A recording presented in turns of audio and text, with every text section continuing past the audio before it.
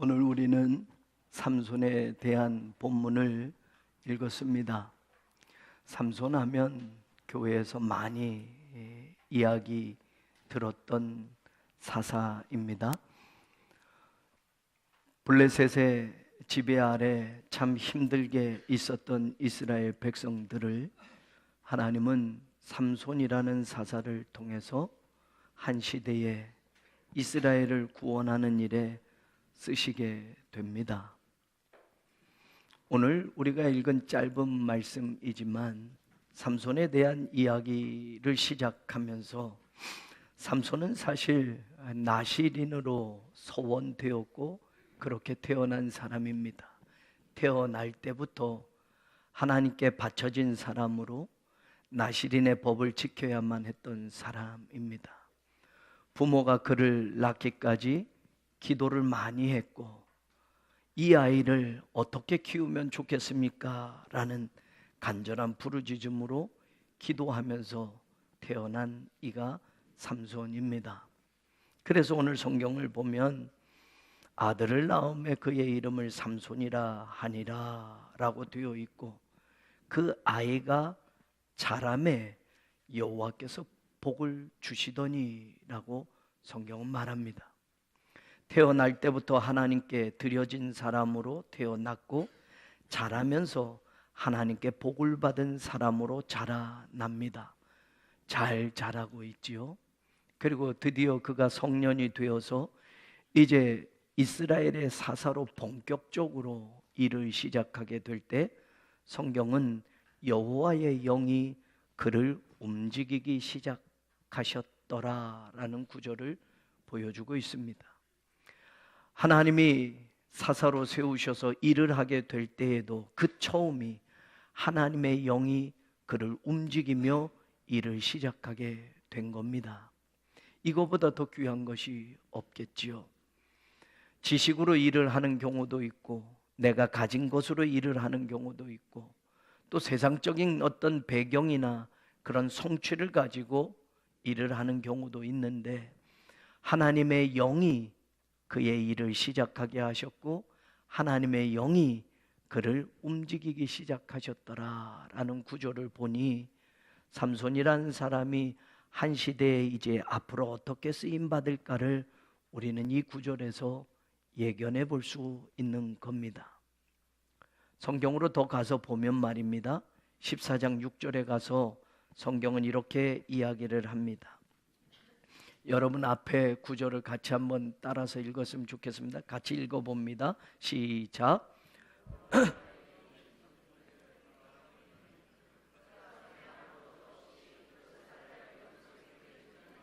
아멘.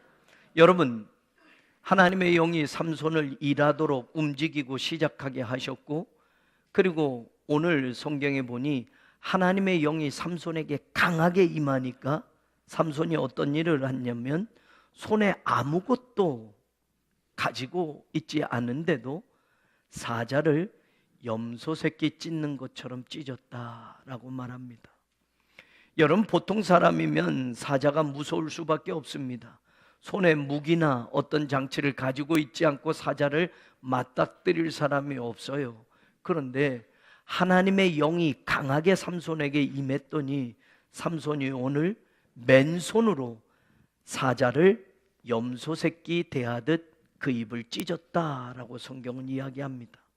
뿐만 아닙니다. 14장 19절로 가서 우리 한번 더 읽어볼까요? 같이 한번 읽어봅니다.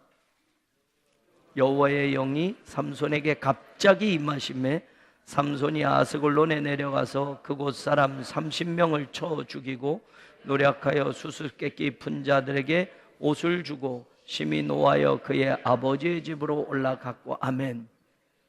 이번에도 마찬가지로 하나님의 영이, 여호와의 영이 삼손에게 갑자기 임하게 되니 삼손이 블레셋 사람 30명을 상대해서 그들을 모두 죽이게 되었다라고 성경은 말합니다. 한 사람이 30명을 감당하는 거 쉬운 일이 아닙니다. 그런데 하나님의 영이 그에게 임하니까 30명도 지금 상대하는 겁니다. 15장으로 가서 볼까요? 15장 14절을 또 한번 보겠습니다. 15장 14절 우리 같이 한번 읽어볼까요? 같이 읽습니다. 시작.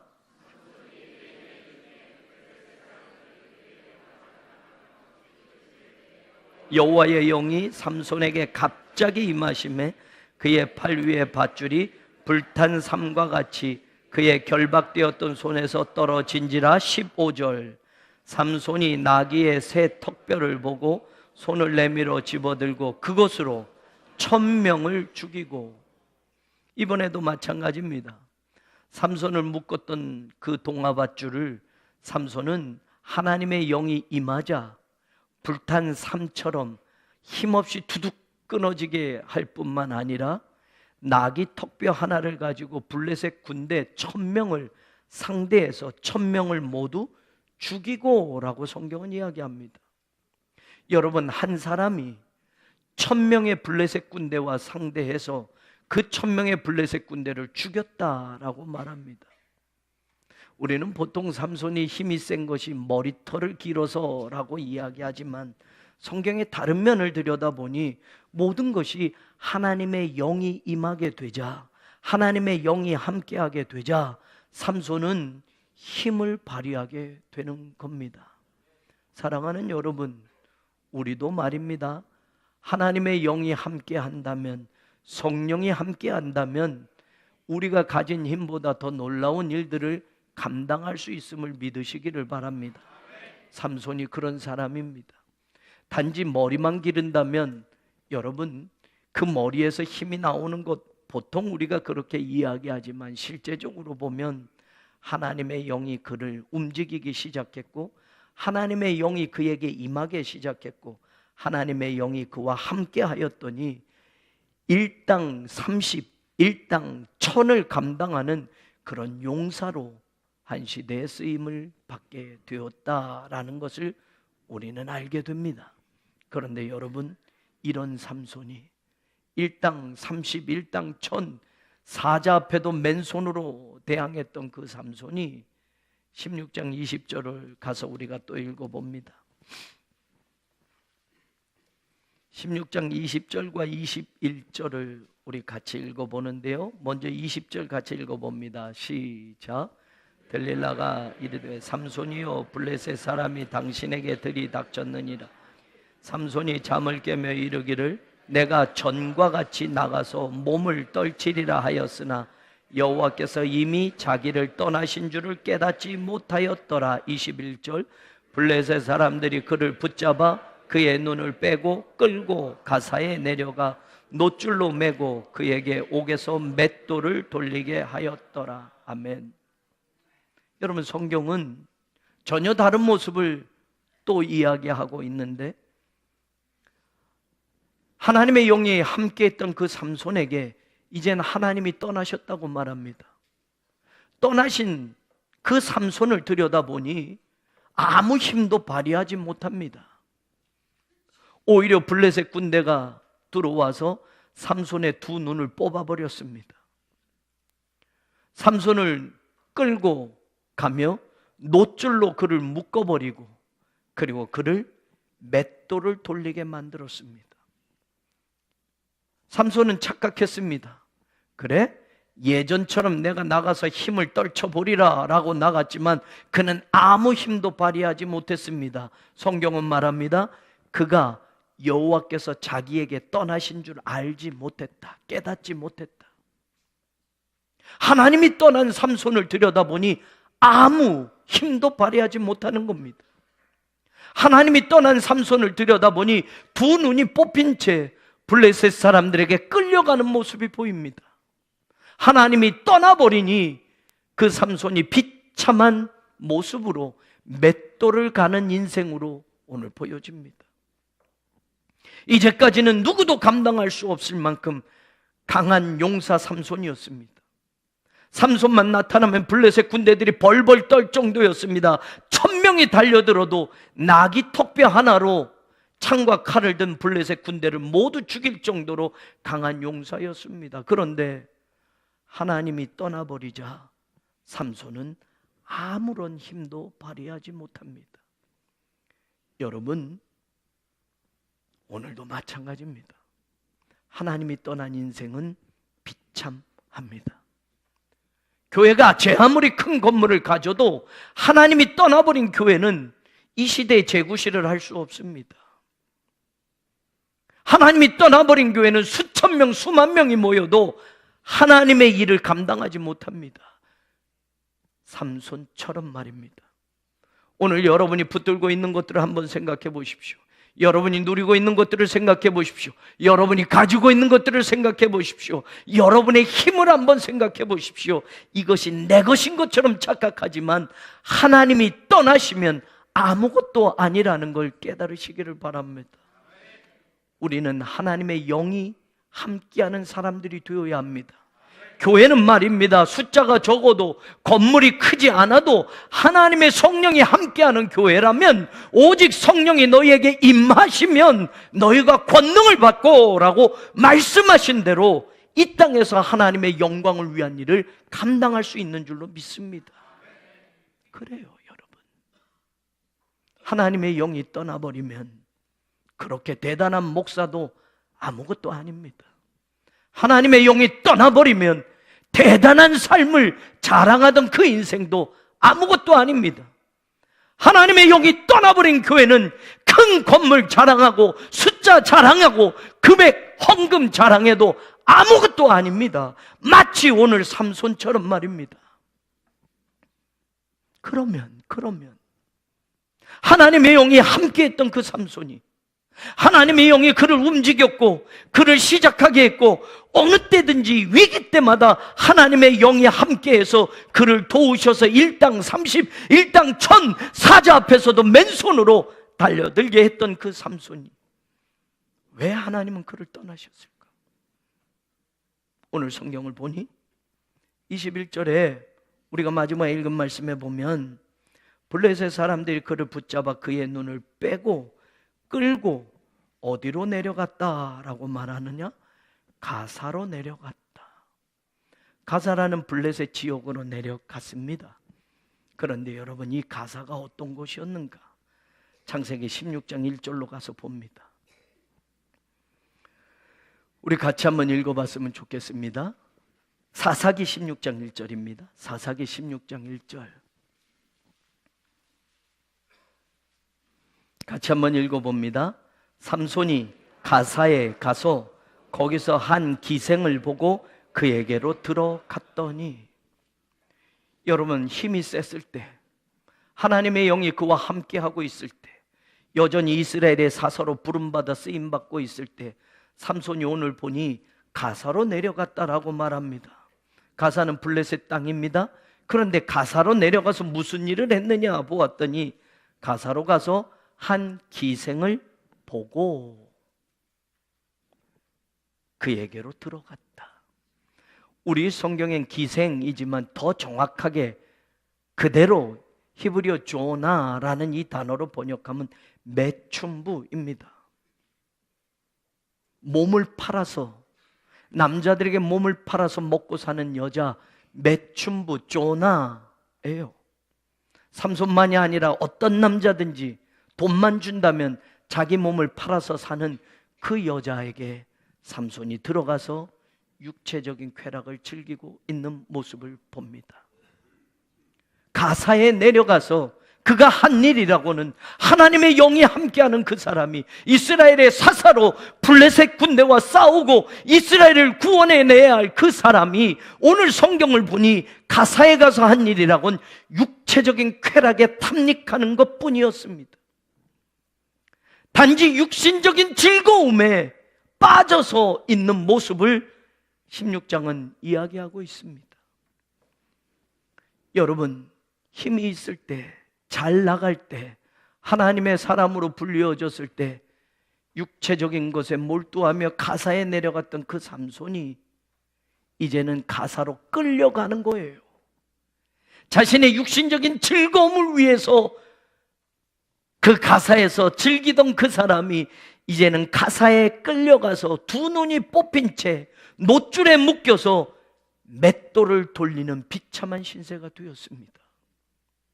가장 육신적인 쾌락을 쫓았던 그 자리가 이제는 육신적인 가장 비참한 자리로 바뀌어졌다라는 말입니다. 오늘 우리의 인생도 마찬가지입니다. 사랑하는 여러분, 우리가 그리스도인으로 산다라는 건 무엇입니까? 우리가 예수님을 우리의 구세주로 고백한다라는 것은 무엇입니까? 고린도전서 12장 3절에 성령으로 아니하고는 누구든지 예수를 주시라 할 수 없느니라라고 말합니다. 그리스도인은 누굽니까? 예수님을 구세주로 고백하는 이들입니다. 입만 고백하는 것이 아니라 예수님을 주라고 고백하고 살아가는 사람들입니다. 그런데 여러분, 예수님을 주라고 고백하는 건 내 지식으로, 내 경험으로, 내 육신적인 것으로 고백되어지는 것이 아니라 성령을 통해서만 고백되어지는 것이라고 성경은 분명히 말합니다. 그러면 말이에요, 예수 믿을 때뿐만 아니라 예수님 믿고 사는 지금도 우리는 성령이 함께하는 사람들이 바로 우리들이 되어야 합니다. 그러면 우리의 삶이 어찌 살아야 합니까? 가사에 내려가 육신적인 것만 탐닉하고 살아서는 안 된다는 말입니다. 성령이 움직이기 시작했던 사람, 성령이 역사했던 그 사람, 하나님의 영이 그에게 임했던 그 사람이 자신의 육신적인 것만을 붙들고 살았던 그 가사에서 그는 가장 비참한 인생의 마지막을 보내게 되는 겁니다. 오늘 이 땅에 우리가 사는 이유가 뭡니까? 세상 것이 전부인 것처럼, 여기가 전부인 것처럼 살라고 하나님이 우리의 생명을 연장하고 우리를 이렇게 살도록 하신 것이 아닙니다. 땅에 살지만 우리는 하늘의 소망을 가지고 사는 사람들입니다. 이 세상 것이 전부인 것처럼 사는 것이 아니라 세상의 쾌락만 붙들고, 세상의 즐거움만 붙들고, 세상의 육신적인 것들만 붙들고 살라고 하는 것이 아니라 이것을 가지고 하늘의 꿈을 위해서 살라고 오늘 우리를 그리스도를 통해서 하나님의 자녀로 삼아 주신 하나님의 그 사랑이 있습니다. 여전히 성령께서 교회를, 여전히 성령께서 그리스도인들을, 여전히 성령께서 우리를 인도하고 계신다라는 말입니다. 그런데 삼손처럼 가사의 삶이 우리의 것이 된다면, 세상의 즐거움, 세상의 쾌락, 육신적인 것들만 붙들고 사는 삶이 된다면 오늘 삼손의 모습은 바로 우리의 모습이라는 걸 깨달아야 할 것입니다. 가사로 내려가 매춘부를 만나 육신적인 쾌락만 쫓았던 삼손, 그것으로 끝나지 않습니다. 성경을 보니 16장 4절에 보니 또 이런 말이 나옵니다. 이후에, 가사에서 그 매춘부와 지내고 난 이후에 삼손은 또 좀 달라졌는가? 아니에요. 이후에 삼손이 소렉 골짜기에 들릴라라 이름하는 여인을 사랑하매.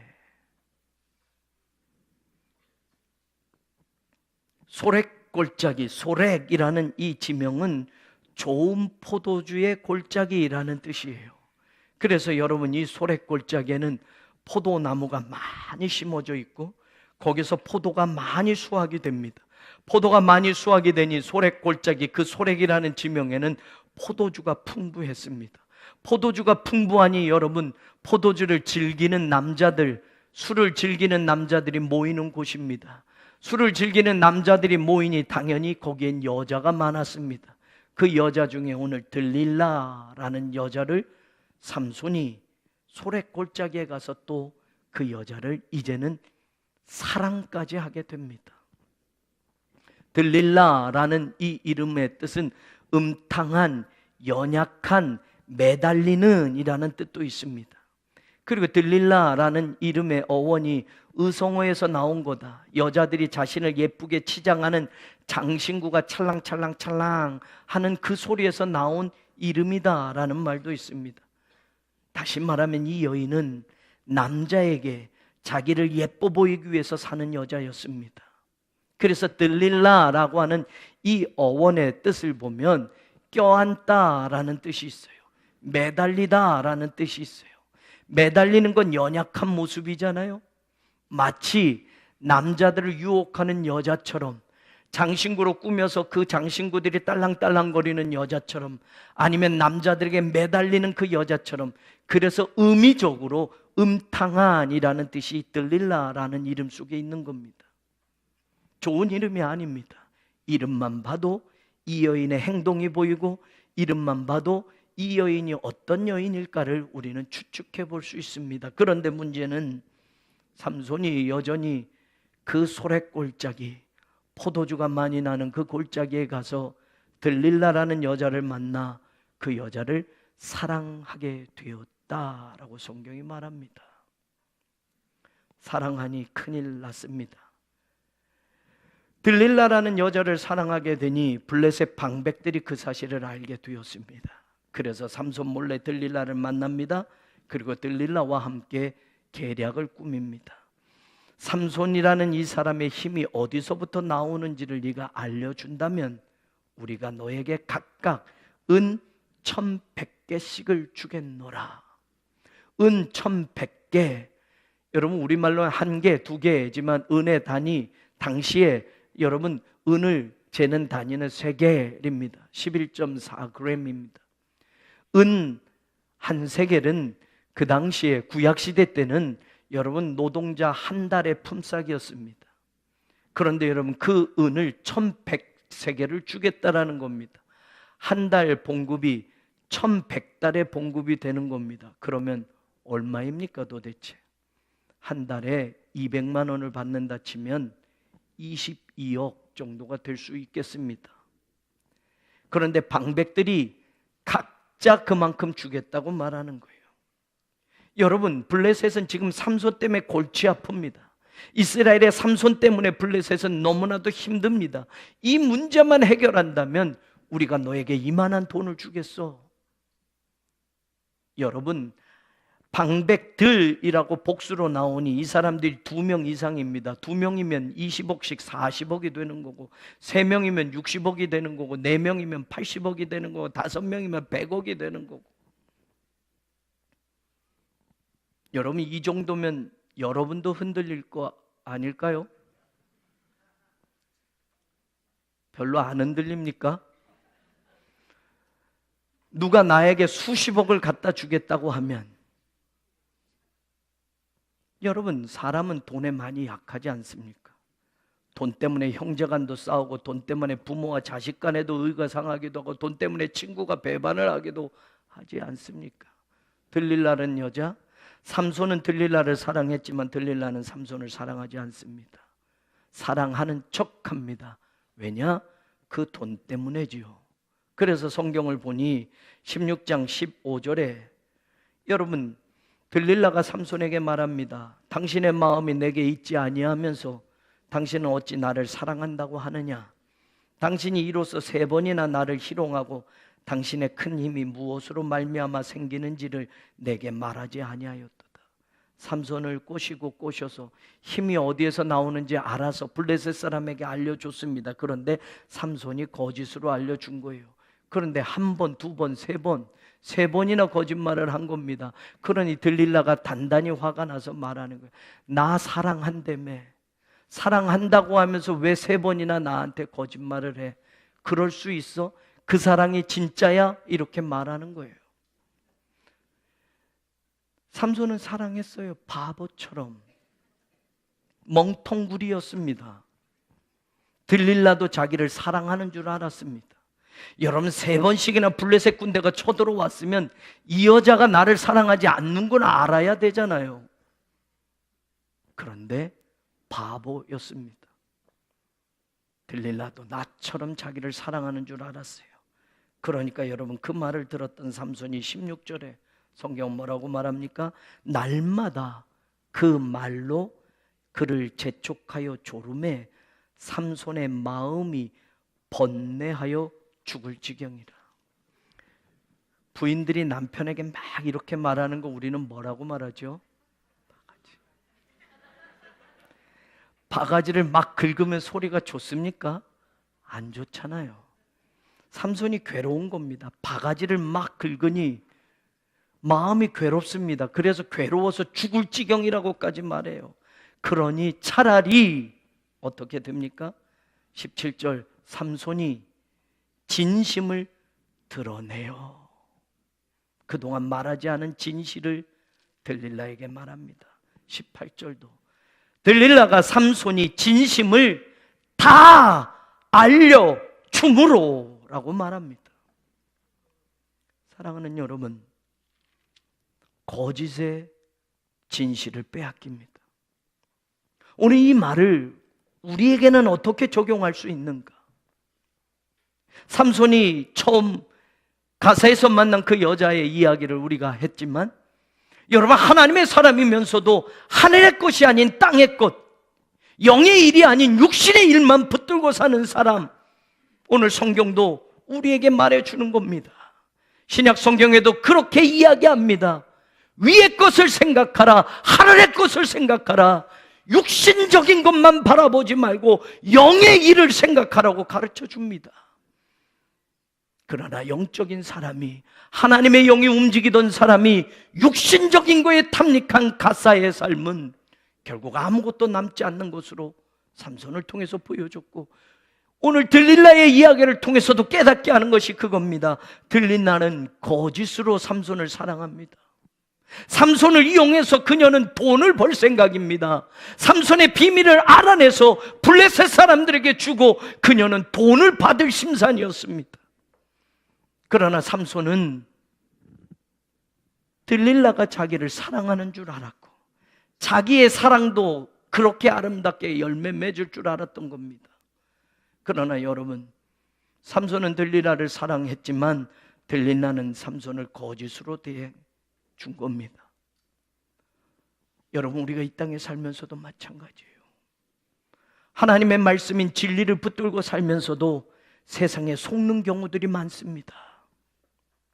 너는 사사야, 너는 나실인이야, 너는 태어날 때부터 하나님의 말씀을 지켜야 할 것들이 있어. 그렇게 삼손이 살아왔는데 그 모든 말씀을, 그 진실을 다 거짓에게 다 알려주고 말았다라고 말해요. 거짓의 아비는 사탄입니다. 예수님이 거짓의 아비는 마귀라고 분명히 말했습니다. 처음부터 사탄은 거짓의 아비였다고 말합니다. 맞아요.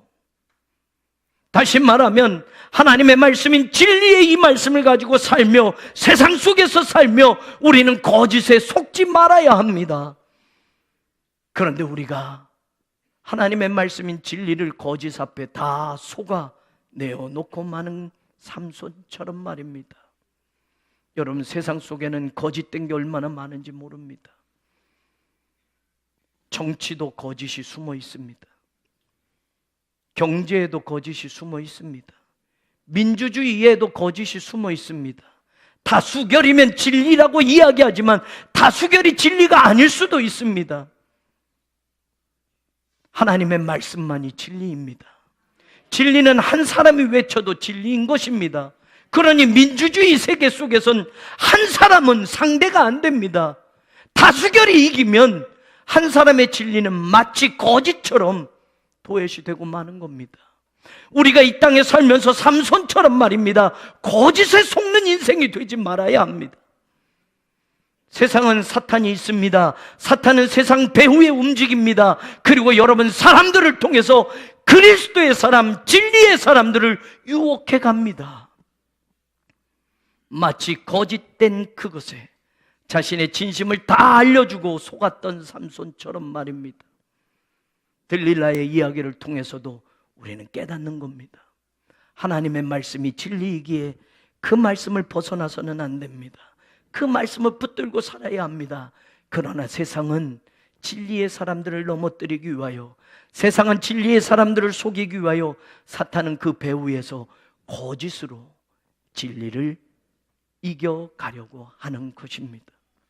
사랑하는 여러분, 거짓에 속는 삼손과 같은 그 인생이 우리의 것이 되지 않기를 바랍니다.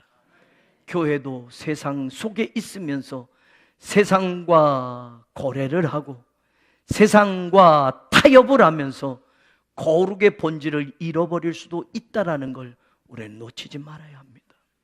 하나님의 백성으로도 마찬가지예요. 우리가 교회에서만 신앙생활하고 교회 밖에 큰 담을 쌓아놓고 교회 울타리에만 있는 게 아니라 우리는 대부분의 삶을 세상 밖으로 나가서 삽니다. 그러니 여러분, 세상 속에 있는 거짓과 부딪히고 거짓과 싸워야 함에도 불구하고 진리의 말씀, 성령의 검을 놓쳐버리면 우리도 한순간 그 거짓에 속아 넘어가는 인생이 될 수 있다는 걸 놓치지 마세요. 하나님의 영이 함께했던 삼손도 그랬습니다. 그랬기에 그의 곁을 하나님이 떠나시고 말았던 겁니다. 그런데 여러분, 이 일만이 아니에요. 삼손이 어디서부터 이렇게 빗나가기 시작했을까를 다시 생각해 보면 삼손의 그 처음으로 가서 볼 수 있습니다. 14장으로 가서 보면 1절에 삼손이 딥나에 내려가서 거기서 블레셋 사람의 딸들 중에서 한 여자를 보고 올라와서 2절에 자기 부모에게 말하여 이르되 내가 딥나에서 블레셋 사람의 딸들 중에서 한 여자를 보았사오니 이제 그를 맞이하여 내 아내로 삼게 하소서. 삼손이 말입니다. 블레셋 땅으로 내려갑니다. 그런데 삼손의 눈에 들어오는 여자가 있었습니다. 그리고 그 여자를 보고 자기 집으로 올라와서 부모에게 말합니다. 내가 딥나에서 여자를 보았는데 그 여자와 결혼하고 싶습니다. 여러분, 한 여자를 보고라고 할 때 이 보다라는 동사가 눈으로 보는 것을 말하는 거예요. 예, 눈으로 보지요. 여러분, 남자들만 한번 대답해 보십시오. 여자를 눈으로만 보면 뭐가 보입니까? 눈으로 보면 마음이 보입니까? 남자들 없습니까? 여자를 눈으로만 보면 뭐가 보입니까? 외모만 보입니다. 외모로 보면 어떤 여자가 예뻐 보입니까? 그건 말하지 마십시오. 삼손이 한 여자를 보고라고 할 때 이 보다라는 동사가 눈으로만 보는 걸 말해요. 여러분, 세상은 눈으로만 보지 않습니다. 여러분, 세계관, 인생관, 우리 이런 말 하잖아요. 세계를 바라보는 관점이라는 거예요. 인생을 생각하는 관점이라는 거예요. 그런데 여러분, 그 모든 단어에 세계견, 인생견이라고 말하지 않아요. 눈으로만 세상을 보라는 게 아닙니다. 인생도 눈으로만 보여지는 것으로 판단하지 말라는 겁니다. 눈으로 볼 수 없는 너머의 것들을 보아야 돼요. 그것을 관점이라고 이야기해요. 그래서 우리는 직관이라는 말도 쓰지 않습니까? 직관은 눈으로만 보는 것을 말하는 게 아닙니다. 눈으로 보이지 않는 것도 볼 수 있는 것, 그걸 관이라고 말하는 거예요. 사랑하는 여러분, 평생을 같이 할 배우자를 선택하는데 눈으로만 보고 선택하는 것이 올바른 기준입니까? 아니에요. 더군다나 삼손은 나실인 아닙니까? 더군다나 삼손은 이스라엘의 사사 아닙니까? 더군다나 삼손은 하나님의 영이 그를 움직이는 사람 아닙니까? 그런데 단지 삼손은 블레셋 땅에 가서 눈으로만 여자를 보고 그 여자를 보고 와서 부모에게 그 여자와 결혼하겠다고 지금 말하는 거예요. 삼손이 태어나기까지 부모는 많이 기도했던 사람들입니다. 그러니 그래? 네가 좋은 여자면 해라. 아니에요. 부모가 말해요. 3절에 보니 네 형제들의 딸들 중에나 내 백성 중에 어찌 여자가 없어서 할례받지 아니한 블레셋 사람들에게 가서 아내를 맞으려 하느냐 물었어요. 이스라엘 여자와 결혼해야지 할례받지 않는 이방 여인과 어떻게 결혼하려고 그렇게 하는 거야? 그랬더니 삼손이 말해요. 아버지에게 내가 그 여자를 좋아하오니 나를 위하여 그 여자를 데려오소서. 우리말로는 좋아하다라고 되어 있는데 여러분, 이 좋아하다란 동사가 원어에는 나와 있지 않아요. 여기에도 똑같은 거예요. 베나이라는 건데 눈으로 보기에 좋았다라는 뜻이에요. 내 눈으로 보기엔 괜찮았어요. 내 눈으로 보기엔 괜찮은 여자였어요 라는 뜻입니다. 그래서 그 여자와 결혼하고 싶어요. 여러분, 여러분의 자녀라면 눈으로 보고 눈으로만 보여지는 것만 가지고 그 남자와 그 여자와 결혼하겠어요 라고 하면 부모된 여러분은 그래, 네가 본대로 네가 봐서 좋으면 예쁘면 멋있으면 결혼하려무나 라고 하실 부모님 계십니까? 그 사람이 하나님을 믿니? 그 사람이 신앙생활을 하니? 믿음의 가정이니? 묻지 않습니까? 눈으로 보기에, 겉으로 보기에 그 사람이 세상에서 유명한 사람이요, 예쁜 사람이요, 잘난 사람이요 라고 하면 그래, 다른 거 볼 거 없다, 당장 결혼하자라고 하시렵니까? 삼손은 부모에게도 말해요. 내가 눈으로 보기에 좋았어요. 여러분, 다른 이유가 없어요. 단지 눈으로 보이기에 예뻤어요, 좋았어요 라고만 말하는 거예요. 그 여자와 결혼하겠습니다 라고 말하는 거예요. 여러분, 이 보다라는 단어 놓치지 말아야 돼요. 이 단어가 똑같이 창세기 3장에 여러분 하와가 선악과를 본즉이라는 단어와 똑같은 단어예요. 여러분, 하와가 선악과를 보아 달라진 마음을 성경은 말하지 않습니까? 선악과를 본즉 보암직도 하고 먹음직도 하고 지혜롭게 할 만큼 탐스럽기도 한지라. 그런데 선악과를 보는데 삼손이 지금 눈으로만 보여지는 것처럼 선악과를 그리 봤어요. 여러분, 선악과를 오늘 하와가 처음 본 게 아닙니다. 동산 중앙에 늘 있었습니다. 그리고 하와에게 아담도 이야기해 줬고 아담에게 하나님이 말씀해 주셨습니다. 저 동산 중앙에 있는 나무, 선악을 알게 하는 저 나무는 너희가 먹지 말아야 된다. 먹으면 정령 죽으리라 라고 말씀하셨어요. 모든 동산에 있는 나무의 열매는 다 먹어도 좋지만 저 나무는 먹으면 안 돼 라고 말씀하셨어요. 그래서 그 이전까지는 그 나무를 보면 하나님의 말씀이 생각날 수밖에 없습니다. 저거 먹으면 죽는다고 하셨어. 한 번도 이제까지 그 선악과를 보고 먹고 싶다, 보암직도 하다, 먹으면 지혜로워질 것 같아 라는 생각을 해본 적이 없어요. 먹으면 죽어, 하나님의 말씀으로 보니까 말입니다. 그런데 그날은 사탄이 뱀에게 들어와서 뱀을 통해서 하와를 유혹한 거 아닙니까? 하나님이 뭐라고 그러셨는데 먹으면 죽는다고 그러셨어요. 에이, 아니야, 죽지 않아. 저거 먹으면 눈이 떠져서 하나님처럼 선악을 알게 해줄 거야. 그 말을 들으니 하와가 그리고 나서 보니 하나님의 말씀을 빼버리고 보니 이제 새롭게 보이는 겁니다. 하나님의 말씀을 가지고 보았을 땐 저것은 먹으면 죽는 거야, 하나님의 말씀이야 지켰지만 이제는 거짓말이야, 아니야, 안 죽어 라는 하나님의 말씀을 빼버리고 선악과를 보니 이제는 보암직도 하고 먹음직도 하고 지혜롭게 할 만큼 탐스럽기도 되었다. 여러분, 우리가 하나님의 사람이라고 한다면 세상에 보는 것들을 눈으로만 봐서는 안 됩니다. 하나님의 말씀에 필터를 끼고 바라봐야 돼요.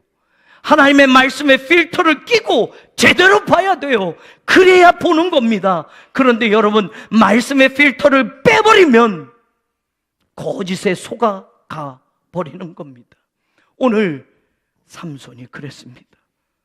하나님의 말씀, 나시린으로 사사로 살아야 하는 그 말씀을 빼버리고 육신의 눈으로만 보니 그녀가 예뻐 보였고 육신의 눈으로만 보니 좋았고 그래서 결혼하겠다고 지금 말했던 겁니다. 여러분, 그 처음이 오늘 삼손의 이 마지막까지 연결되어지는 겁니다. 결혼하고 싶었던 그 여인과 결혼을 하지 못해요. 그리고 삼손은 여전히 육신적인 여인에 대한 탐닉으로 매춘부도 만나고 드디어 들릴라를 만났지만, 그녀를 사랑했지만 그녀는 사랑이 아닌 거짓이었습니다. 오늘 우리가 이 시대를 살면서 삼손의 이야기는 많이 들었습니다.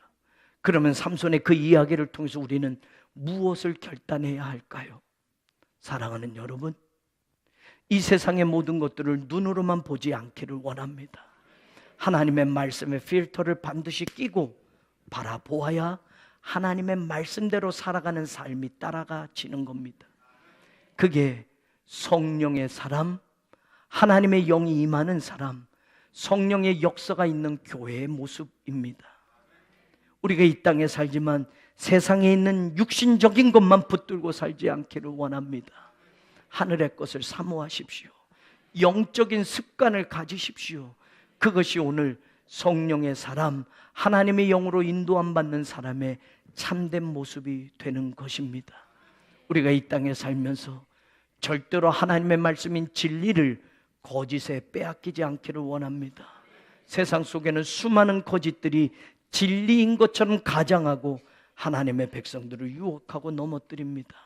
세상의 모든 것들 속에 있는 거짓에 하나님의 말씀인 진리를 타협하지 아니하고 진리를 사수하고 진리의 말씀을 붙들고 살아가는 거룩한 자녀들 되기를 원합니다. 그게 교회의 모습이요, 그게 목회자의 모습이요, 그게 성도들의 모습이 되는 것입니다. 삼손의 이야기는 옛날 사사 이야기가 아니라 오늘 교회의 이야기가 되고 오늘 성도들의 이야기가 되는 것입니다. 이 땅을 살아가는 동안 하나님의 영광과 기쁨을 위해서 선택하고 그것을 가지고 살아가는 복된 성도들로 우리 모두가 쓰임받기를 주님의 이름으로 간절히 축원합니다. 하나님 감사합니다. 말씀하여 주신 대로 오늘 삼손의 이야기를 통해서 우리에게 주신 것들을 마음속에 새겨두게 하여 주옵소서. 예수님의 이름으로 간절히 기도하옵나이다. 아멘.